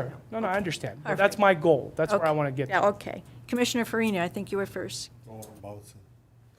Welcome back. You're only the third, fourth, or fifth lawyer in a long line of lawyers who've come before us and said, hey, push it down the line. We will get it done. When Bud came to us initially, he had parking agreements on the back of a napkin, literally. Okay, and he said, hey, all we gotta do is finalize these. It's been years, you've done nothing. Okay, now you're saying, hey, we wanna change the game. We approved this with certain restrictions. Haven't changed the restrictions, haven't changed our game. You know, you've just pushed it down. We had a lady lawyer in here who said, hey, please, at our risk, we will start construction of the big boy. It is on us if it doesn't get done. She came before us then. The board said, okay, we'll roll with you, but it's on you. It's still on you. In my mind, unless you bring us back a viable plan to get the number of parking spaces you require for an event, this is all tied together. You brought it to us and tied it together. We didn't tie it together. Now, you're the last lawyer, sorry, and you want to break it apart. In my mind, I will not vote for that. I have been here since the beginning. I have listened to all the promises, all the words, and all the dates you have missed. You have pushed it down the line so that you wouldn't have to do it, and you would get it a temporary, thinking you would get a temporary occupancy permit, and then be in there and be open, and it wouldn't get done, and you'd go on your way. And I'm not willing, to, personally, to vote for anything like that. If I may. So, with all due respect, you're not me, and you don't know what my intentions are, right? So my goal as general counsel for Big Boy, my goal as attorney for Hockeyland is to get us to where we need to be to comply with the order, with the the conditional approval that you granted last year. Now, at one point, Bud did have signed agreements from Total Sports, from Meyer, but they were not in a form that was satisfactory to the city attorney. And so when we went back, yes, at that point they said, well, no, then we want to change this and we want to change that. We had those things. And I'll be honest with you, again, I wasn't the attorney here last time, and I would have made this argument last time when I was here. These are shared parking agreements. You want them to be, to be in a state in which they can be filed and registered with the county. But I'll double check, but I'm pretty sure these things were looked at beforehand to make sure that the terms were correct by the city attorney. And then it was when we turned them back in, we were told, no, you've got to get them in a format where we can file them and register them with the county. And then going back to these adjacent property owners, that's when they started kind of posturing and positioning and not wanting to do anything. I know for Meyer, it makes sense because Meyer was planning to do stuff in their outlot, and they did. Total Sports has different concerns that we can't really help them with. And Commissioner Farina keeps coming back to, well, you need these parking things for extreme events, which you have the right to say don't have them. So, Did you bring the project to us as a one entity, or did we tell you to make it one entity? I'm not sure why it was done that way. I don't know what the intent was. Well, I've been here since the beginning, and you brought it to us, okay? Sure, but the extreme events part of it, again, it's something that it hasn't happened. They agreed to it. Sure. The owner sat here and agreed to it. Sure. And again, so then it would be very easy for you all to say, well, don't have extreme events, and then now we don't need all this additional. But you have to come back in with it. And I could be incorrect, but I'm thinking you have to come back in with another application. Ms. Erickson, do you have any comments? And I'm not going to put you on the spot because none of us are prepared for this discussion. I appreciate that, Madam Chair. I would have to go back and look at pretty much all the minutes and everything like that to kind of piece all my thoughts together. I do want to note for the record that obviously myself, Mr. Andrews, Ms. Tomich, we've all been involved in this. Okay. I'm sitting over here trying to look in my email if I have anything from Meyer, from anything previously. I don't believe that we have anything. I mean, I'm looking through some stuff as best I can, but our office has been in contact with multiple attorneys that have represented the parties and have tried to have as much open communication with many of the members of the applicant's team in trying to get this done. And in terms of it not being in a correct form or anything like that, the condition states that it's in a form acceptable to the city and the city attorney. So typically, our office reviews them to ensure that something is in recordable form to even be sent to Register of Deeds in addition to the actual content of the agreements. Understood, thank you. Yeah. Thank you. Mr. Hermes, I'm not prepared. I don't know if anybody else has any comments. My suggestion is to contact our city attorney. Work out whatever it is you want to work out. I'll be honest with you, and I'll put this on the record, and I've already told the city attorney this. You know, again, I wasn't here in the beginning, but the city attorney's insistence on dealing with Meyer and forcing a deal with Meyer is just very concerning to me. And the city attorney has brought it up in the past that they have a relationship with Meyer. And I don't understand what the deal is to push us so hard to have a parking agreement with Meyer when Meyer doesn't want to have one. I can't force them. I can't. And I've tried to, work out a deal, and they're not up for it. So, again, Then, wait.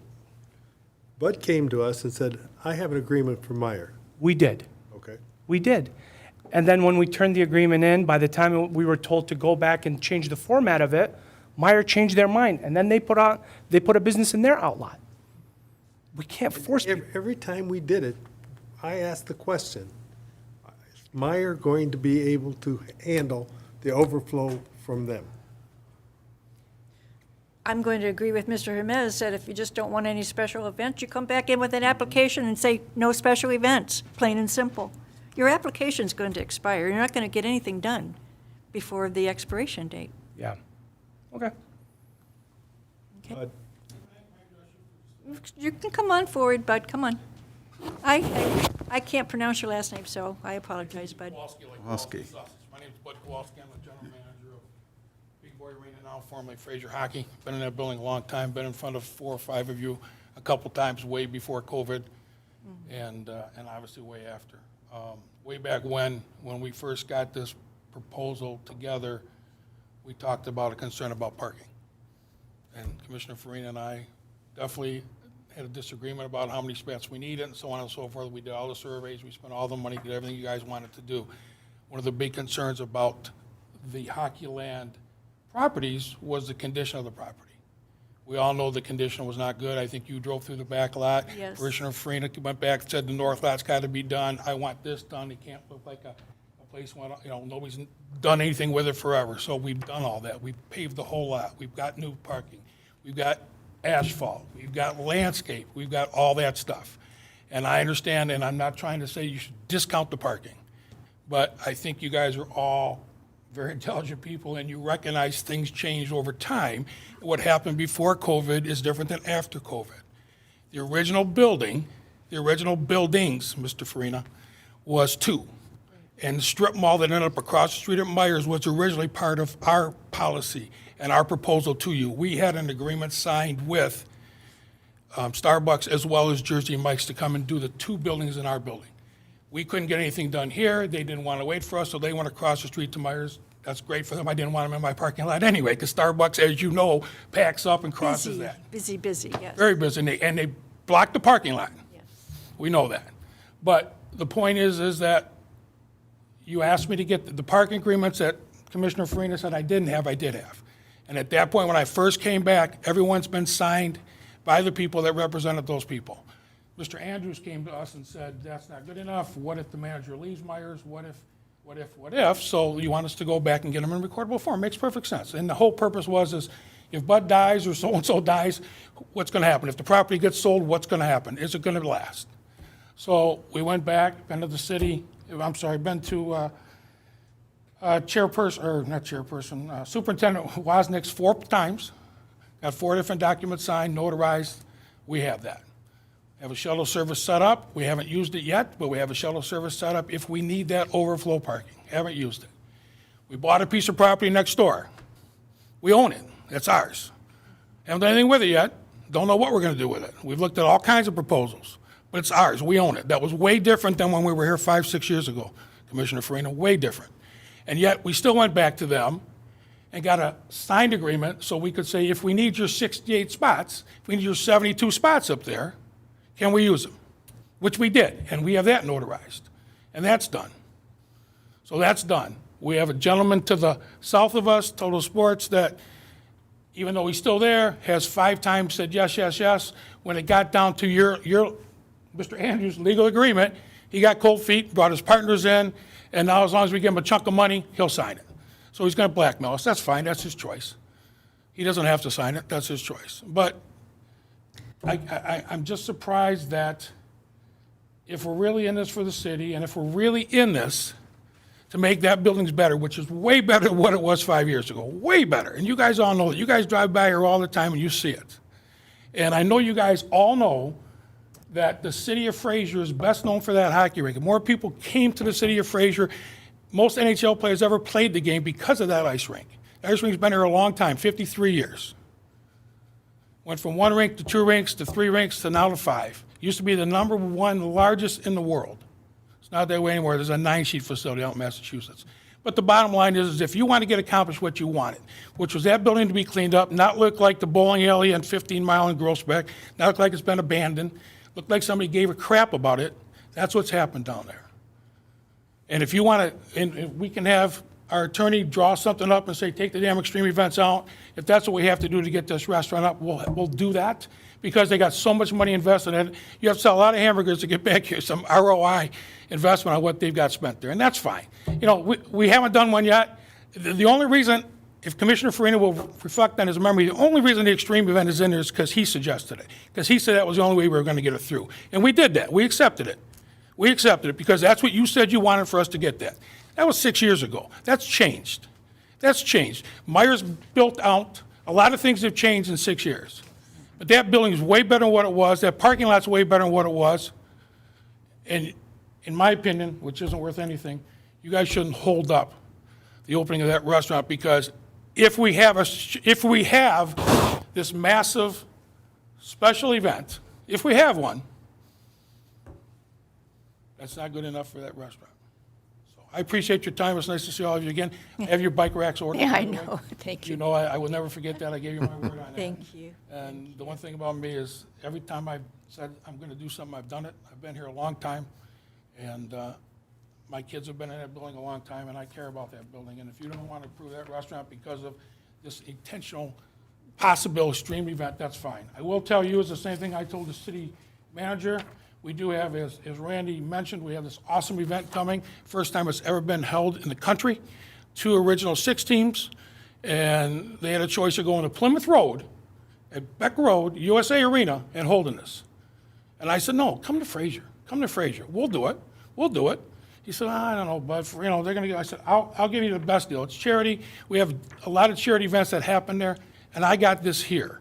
And it's coming on a Saturday afternoon, because I didn't want to do it at night, because for alumni, all of us old people don't want to be out at night.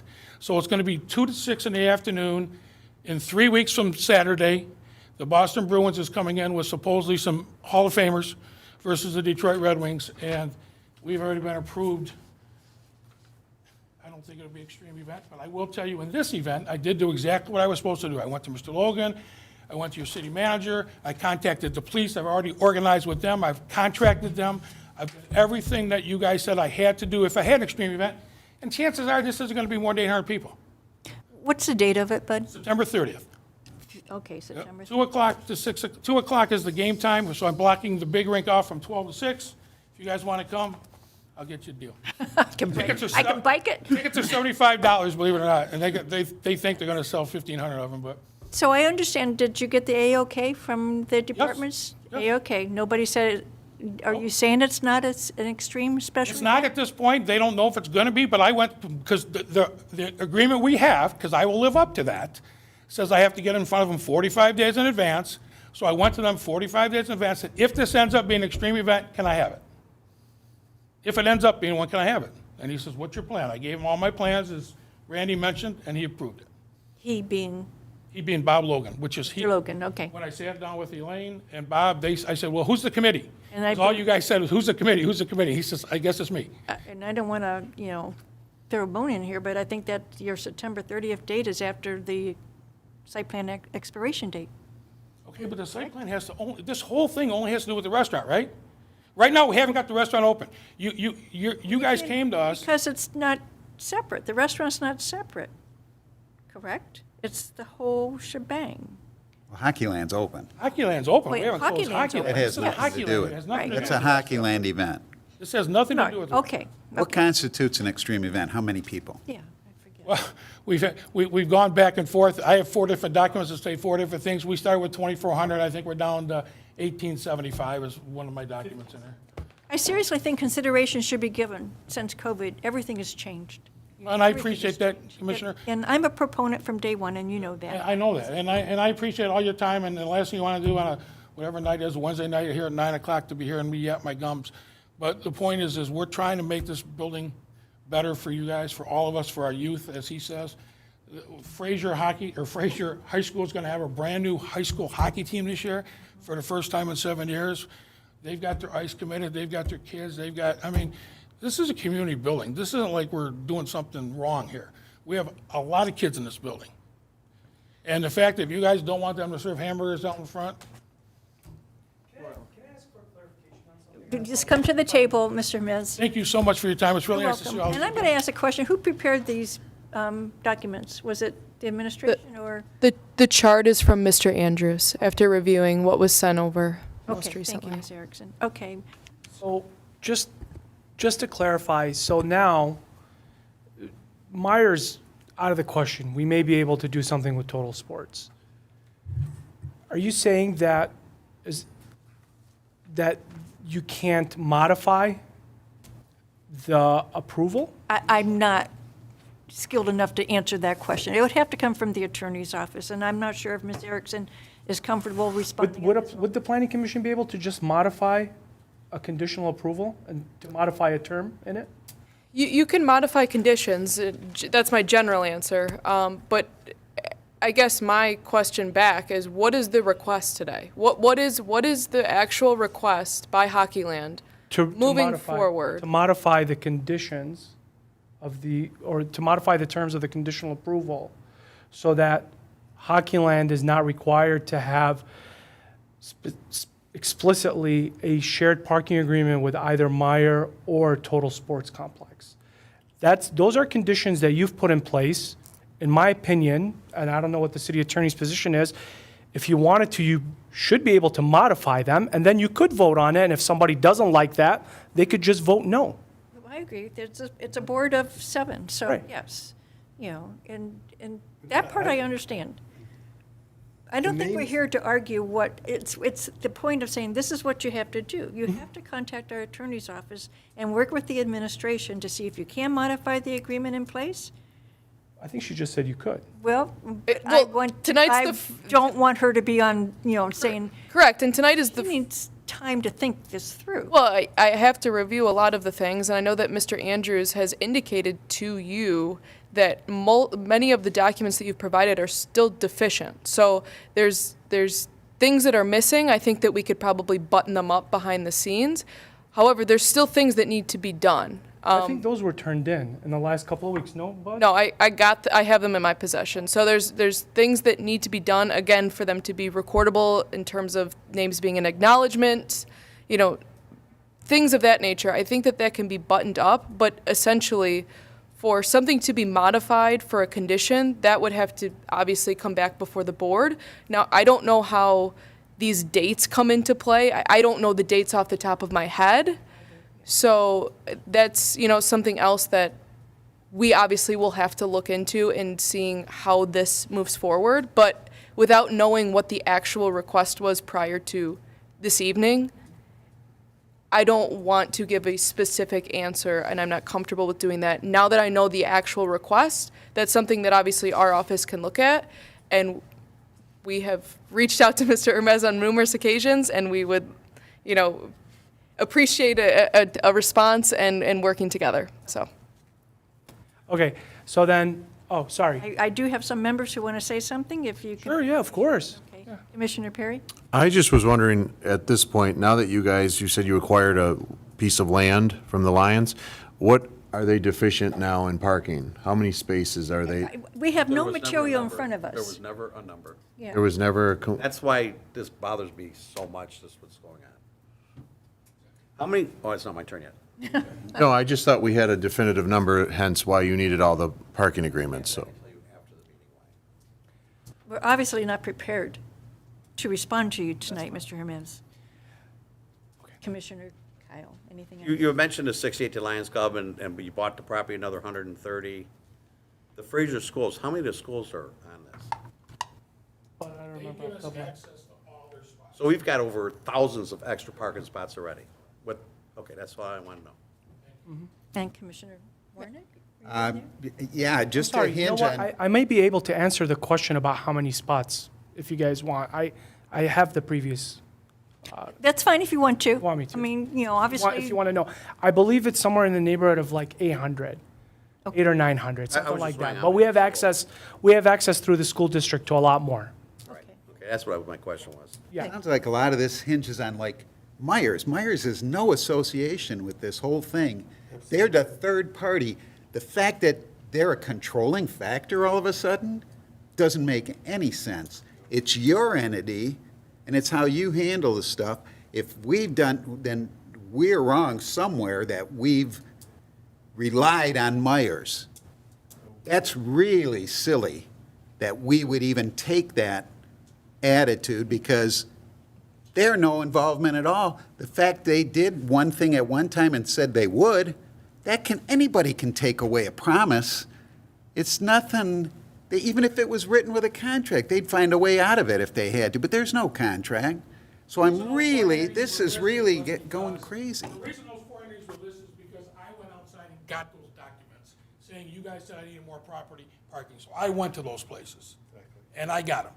And that's why Myers became such a factor, because Commissioner Farina said, you have to get Myers, you have to get Myers. Didn't matter whether it was Myers, it could be the Molly Maid down the street. Absolutely. It doesn't have to be Myers. Absolutely. So the fact that Myers no longer wants to give us spots because they have so many outlots that you guys have approved, whether it's the, the auto parts place or all the strip malls, or the fact that they got 700 pods in there now because they're redoing the whole store, I understand that.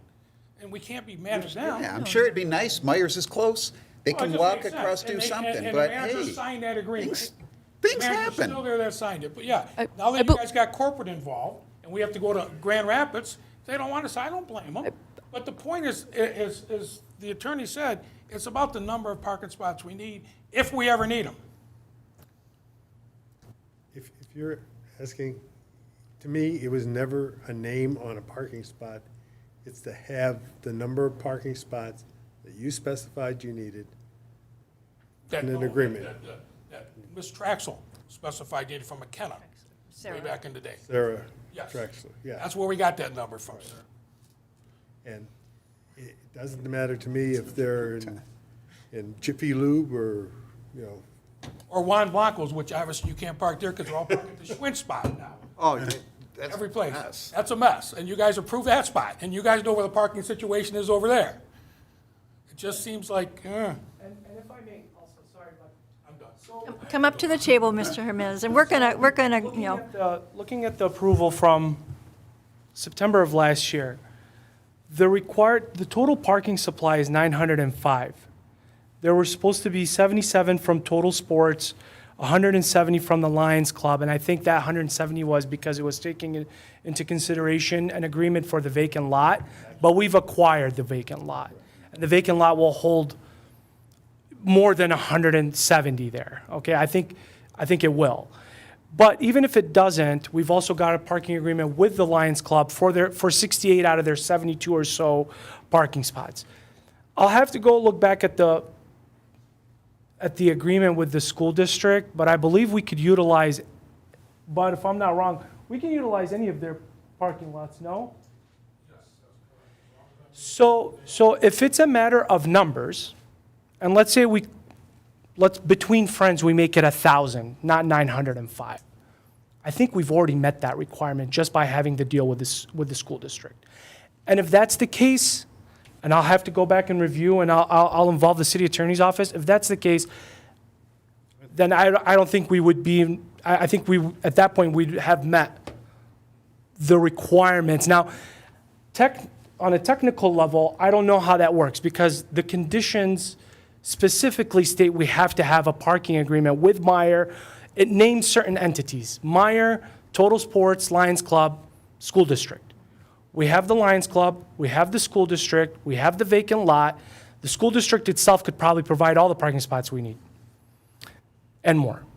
And so if that's the case, do we then have to change the wording to say we don't need Meyer, or is it, because looking at the conditions, it doesn't say how many spots. It just says you need deals with these different entities. Can't Okay? answer that question, Mr. Hermes. You're going to have to speak to representatives Will from do. our attorney's Will office. do, that's, I also want to mention just, and I believe Mr. Andrews has sent you an email regarding the Lions Club now that you've acquired it. I believe we received an easement. You can't grant an easement to property that you own. So our idea was to have a declaration. Again, that's something that, yeah, we changed it and resubmitted it.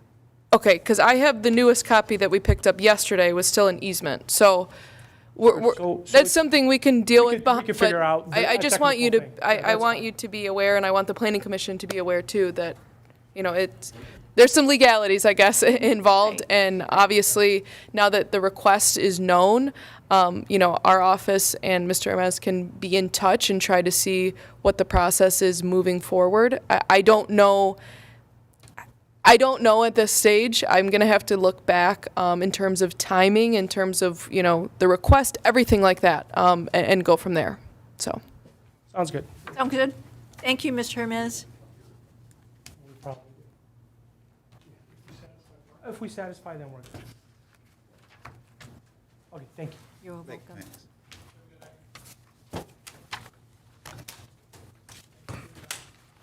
You are welcome, anytime. I would open the floor for public comment, but there is no one there, so there is no public comment. All right, we are going to go to unfinished business, item C, sign ordinance review. Is that you, Ms. Erickson? it is. It's just a brief discussion, Madam Chair.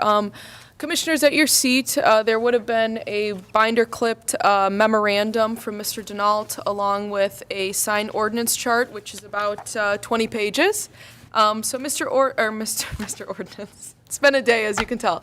Mr. Denault went through the current sign ordinance and made this chart, as he kind of previewed in his discussion last time he was here.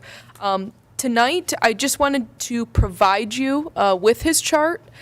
There are some spaces to take notes, or if there's any ideas, thoughts, anything like that that each commissioner has, I would recommend either passing them along to our office if they're substantial, or if you would like to just discuss them simply at the October meeting. That's kind of when our office and the Planning Commission will kind of start to dive into the actual content.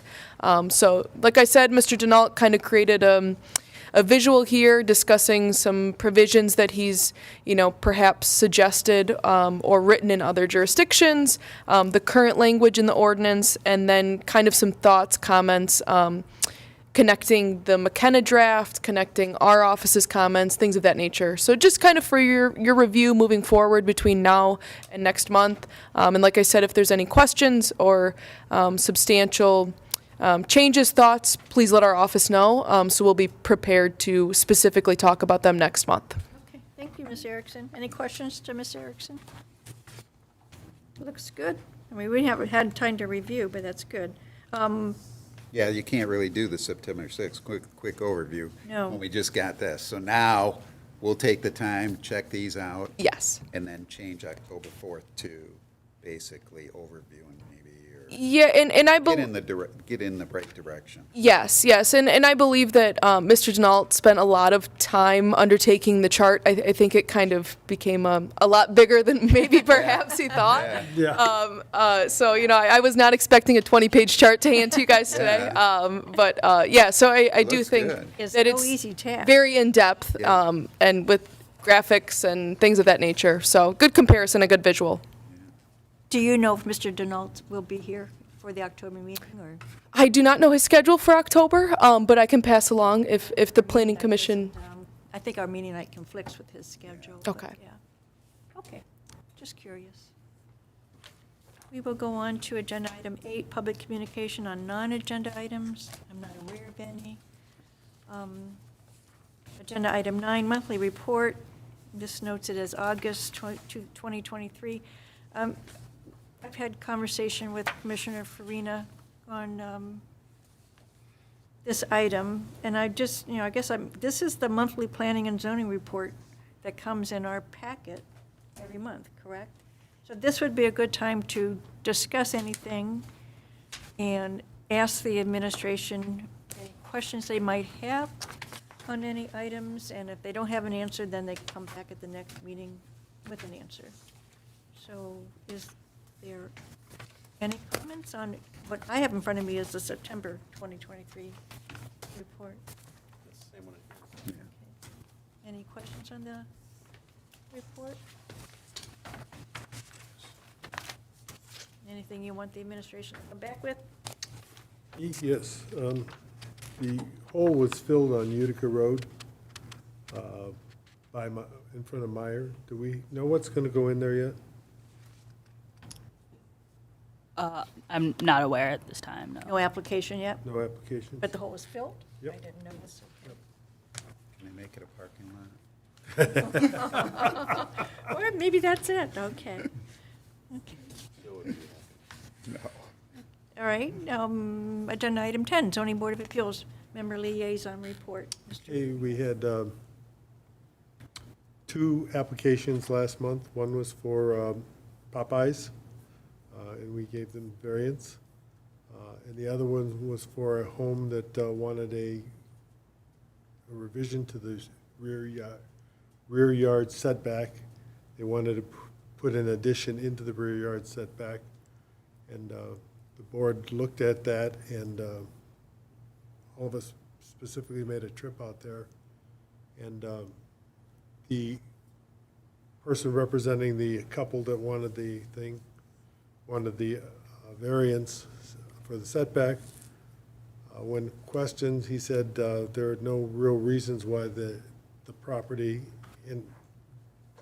for the zoning board, you have to have reasons that the property allows you to do this, not that person for personal gain or anything else allows you to do this. And he said there are no reasons. He says, and he was asked, is there a way to do it within the ordinance? And he said yes, but they just don't like the look of it. So the board unanimously voted to not allow that variance. There is no business for the board tomorrow night, so I have a night off. So if you have any questions, I'll be glad to answer. Okay. Any questions for Commissioner Farina? All right, we'll move on. Agenda item 11, commissioners' comments on items of interest and concerns. And Commissioner Kyle? you No, have I'm good, anything? thank you. Commissioner Warning? Nothing I can think of. I just, Go ahead. you talk about the big boy and all that stuff, and it's like, now we gotta wait another month again? Can there be something that just gets moving? That ball rolling? If we gotta keep doing this monthly thing, and then those other 30 days or whatever, we don't hear a thing, we don't know what's going on, or if anything's going on, and here, it makes sense to, that they wanna open the big boy. I mean, you spend all that money to let it sit there is kinda stupid too, but I just, My simplest response to that is that if the conditions that the planning commission imposed were satisfied, you wouldn't see it. I don't mean to make light of it, but I mean, that's my simplest it response is, to but I that. think we screwed up by naming businesses. I think so too. That was the worst thing to do, because even if they agreed to it themselves before, things change, especially in the big world of business. So it's like, it probably should have been just get a number before. And then if they can bring it to the numbers, fine. But I like the idea that the city can deny it. That's what I'm saying, you just deny it. You just deny it. Just deny It's it. as simple as that. Deny Why do we special turn it- events. Yeah, deny special events, and and keep that a separate thing. It never, I don't think it should have been associated with that, but then again, there were so many other circumstances going all over the place with this thing to get that there. But then again, there were two businesses before. Then again, there weren't parking spots at the Lions Club. There's just so many things in 5 years that have taken place. It's frustrating here because you sit and listen to that and go, oh, he's right about this, and right, and it makes sense. This makes sense, but We learn by our mistakes. yes, We all do. Every municipality does. so, always. I know. Yes. I'm not so sure we should be discussing this without, I am with with you. without Okay. them. Okay, yeah. Yep, I have nothing.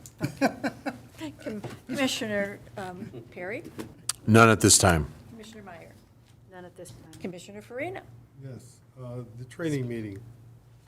The training meeting. We got this note from Cindy about the training meeting that we wanted in October, and I guess there was no definitive decision made on that. And I talked with Cindy before this. Now, I don't want to put words in your mouth, but the November election is we view it as a pretty easy election. I feel comparative to what the preparation will be for me for the February, it will not be even close, because for February, we will institute the 9 days of early voting, some other changes, and it will all be brand new for me. So I think that would be more time consuming than the November one. So is it your opinion that you prefer it in October then? Yes, just from a perspective of elections, I do know that Mr. Denault did mention, or Mr. Zardi, about Ms. Warren would not be here for that training, and also the fact that there's a good possibility, a very strong possibility, that we would have, at least one new commissioner in January outside of what we have now. So the zoning board of appeals right now is at 6 members. That's as full as they've been since I've been here, so that's pretty exciting. Yeah. And the recreation commission, I think we're finally gonna get a full board, so, it's been 2 years tomorrow since I started, so that's like saying 2 years to do that, but we're getting there. My point of view is that we're going to have people leave this board, and new people come on. If we wait for everything to be static, like Randy just said, things change Yeah. dramatically. I kind of thought we would, it used to be when I got put on the board and Randy put me on, and we were allowed to come on without training, but we had to be trained before we could be reappointed to the board. So training was something that was done yearly. And, so I personally, I'd like to see something moved toward that direction again. Annually? Yeah, and so if that's the case, then, and February's gonna be hard for Cindy, and I don't know about the rest of you, but I'd just soon get it done. Well, MSU Board of Extension, which we, the planning department there have so many things available They do. to us, and it's like, you can do some of these at your own. We don't have to go in a group, or it'd be great, if a At a couple went cost. together. But At a that's the cost. problem, it's cost. It's at a cost, yes. And we make so much, I guess we can cover that. But no, I do think on that, if I may, Madam Chair. Go ahead, please, Um, Cindy. So, I don't know if it's true here, but I do know that we have the same insurance carrier here that I do in Richmond Township where I live, and they will pay for 1 or 2 members to go to those planning sessions, so. Yes. I think that always was here. alleviate some of We should use it. It's been that way here, I think, for all the years I was here. How do we initiate that? That's something, I- well, it happened through Can I this, put that on yeah. the list? Please, I would love to do that. because, Yeah. yes, Yeah. I mean, at least one member. not take can advantage take of the advantage freebie? of it. Yes, Yeah. yes. And that would be for new people coming on board, or it could be, the other Somebody- thing is that McKenna is being paid. I think they should get on board with the training. If Don is ready to go in October, then McKenna should be ready to go in October, whether they need to bring somebody else in to help her out, or whatever they need to do. This is part of the requirement of why we had this outside agency, because they were big and able to fill these kind of gaps. I would think there's so many things accessible online that even a training thing would be. We just need to investigate it. Because I'll bet you can take a course, just probably a freebie online that somebody does it. And all it is basics first off. That's all we want to start people with. Because just to know the concept and how the boards work and their power and what they don't have power to do, and That's true. it's just. Ms. Sarah, are you aware of this training session at all? I was not aware before tonight, but I will consult with my team, and we can be ready to go in October. If Okay, the, all attorney- right. I think we need a little input from McKenna to see if they're ready to go. Mr. Denault says he's ready to go. Is October 5 a good, do you have a ZBA meeting that evening? I mean, do you have any on the agenda, I should ask? No? No. Day is October. unless they Sounds like this- unless they submit Now this guy's gonna come forward, that parking. But yeah. Okay, Well, if it's a joint meeting, we don't have to do it on our planning commission, meeting. You can come up with a another date, right. And is it going to be just a matter of people who want to train? I assume it's not mandatory. I assume it's for those who would get something from the training. So it would be, we don't even know the amount of people, the number of people who might be attending. When we did it a few years ago, it wasn't the night of the meeting. No, No, and it it was a wasn't. lot of It was people. a different, There was a lot of people here. yeah. So where are we at this? It's just kind of up in the air. We need to kind of organize it a little bit. Ms. Greenia, do you think you can do that? I can. Madam Chair, would you like me to send some other dates that are available out to everyone tomorrow to get a feeling for A, who would be interested in attending, and B, what is a good date? I'm thinking, obviously, the first week you have October 3rd is recreation, then we have planning, then we have zoning. It seems like we're gonna have something there. Then the next week we do have the 9th, 10th, Counts. 11th, and then the 12th. And that's, I would wait until you hear from McKenna to see if they're ready Okay. for the training, and then maybe coordinate dates at that point for both the attorney's office and McKenna. How's that sound? And you can contact me anytime, and Oh, what's the time frame for training? the Like, timeframe? Yes. At night, like these hours that we have the meeting. Yes, in the evening. Is that what you mean? yes, Okay. yes, yes. Yes, Okay. yes. Any other questions? So I will speak with Warren and see what they have going, and hopefully by the beginning of next week, we can at least get a feel Come up for, with something. if you're gonna be ready or not. You may want to contact the attorney's office, see what it looks like, then I'll throw some dates out. Okay, Fair enough? sounds good. Have Fair we- enough. Have we ever looked at the alternates thing? About getting alternates for I any of these believe boards? Planning Commission cannot do Is- alternates. Is that correct? I would have to look at the act, but I believe that, I know zoning board can, but I do not know if planning commission I can. think that was one of my. I don't know off the top of my head, I'm sorry. Look into that? Why? Sure. I mean, just makes come up before. sense. Yeah, we've talked. There's a about reason it. why Planning Commission. I think there was something that I planning. think Mr. could- Denault told us, but I think there is something. I don't recall what it is. My gut instinct is yes, Yeah. because I know in our other communities, we only have alternates for zoning board. But I'll look into it. Okay, all right. Okay. It's hard enough to get people just to be on the board, let alone alternates. Actually have 3 applications Oh. I'm sorry. For what? No, go ahead. For which board? We have, for the planning commission, these are all people that do not live in the city, but they own a business in the city, which is allowed. Oh, it But is? only One one, member. only One one. Not that, an oh, elected. okay. And we currently have 3 people That's wonderful. We've never pursued that. Wonderful. That's great. That is terrific. Anybody for ZBA? I think that's, That's wonderful. yeah, I think it brings a different perspective. Whole Yeah, it different does. perspective, It does, so for yes, Yep. yes, And no, no one for, Yes and no. okay. One more. but you cannot have, they all have to be electors, so you can't have someone that's right instead of you that. Right, okay. All right, Ms. Green, any other comment besides our business back and forth? I'm sorry, no. Ms. Sarah, any other comments? No comment. Okay, and Ms. Erickson? No comment. Okay, all right, I think we're ready for adjourning. And let me just say, I think we did an excellent job tonight. We all worked did. rather well, so appreciate everything.